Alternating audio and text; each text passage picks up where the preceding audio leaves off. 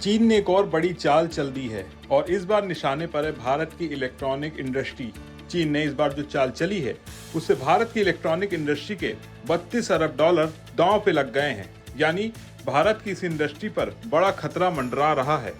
तो आखिर चीन ने ऐसी कौन सी चाल चली है जिससे भारत को क्या नुकसान हो सकता है और चीन की ये साजिश क्या भारत की इलेक्ट्रॉनिक इंडस्ट्रीज को तबाह कर सकती है?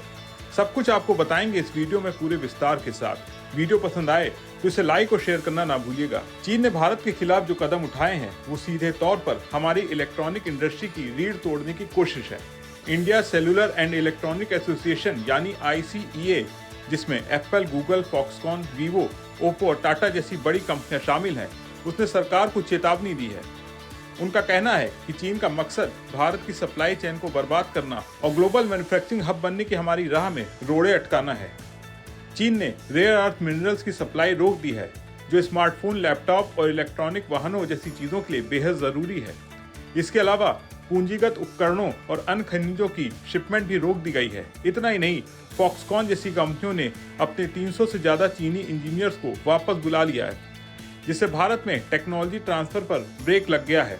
भारत ने पिछले कुछ सालों में इलेक्ट्रॉनिक मैन्युफैक्चरिंग में जबरदस्त तरक्की की है।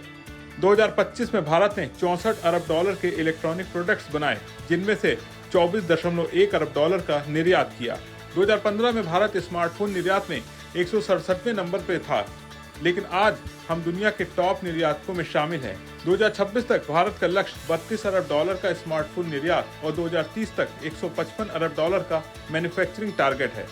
लेकिन चीन की ये चाल इस सपने को बिखेर सकती है। अगर ये प्रतिबंध जारी रहे तो भारत की ग्लोबल मार्केट में हिस्सेदारी कम हो सकती है और हमारा मैन्युफैक्चरिंग सपना अधूरा रह सकता है। बड़ा सवाल यह है कि चीन को भारत की ये उड़ान क्यों नहीं पच रही। इसका जवाब है भारत का तेजी से बढ़ता इलेक्ट्रॉनिक सेक्टर और एप्पल जैसे दिग्गजों का भारत की ओर रुख करना।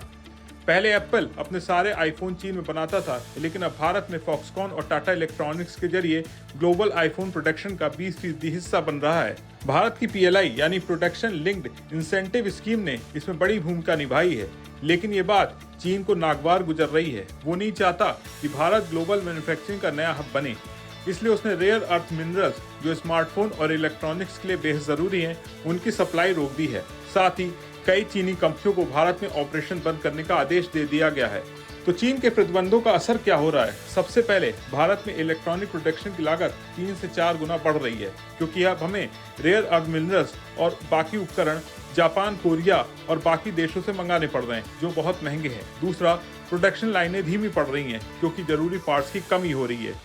फॉक्सकॉन जैसी कंपनियों के काम रुक रहे हैं, जिससे आईफोन जैसी प्रीमियम प्रोडक्ट्स की मैन्युफैक्चरिंग पर असर पड़ रहा है। अगर ये सिलसिला जारी रहा तो भारत का 32 अरब डॉलर का निर्यात लक्ष्य खतरे में पड़ सकता है।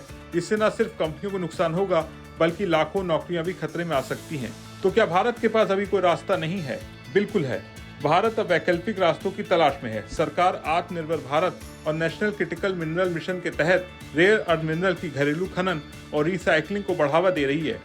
ऑस्ट्रेलिया, जापान और एशियाई देशों के साथ साझेदारी की जा रही है, लेकिन ये प्रक्रिया समय लेगी और तब तक चीन की ये चाल भारत को पीछे ढकेल सकती है।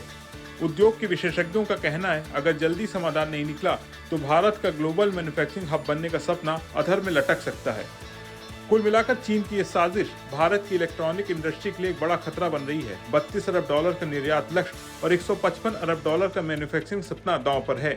क्या भारत इस चुनौती से पार पा सकेगा या चीन की चाल हमें पीछे ढकेल देगी? आपका इसके बारे में क्या सोचना है? कमेंट में जरूर बताएं।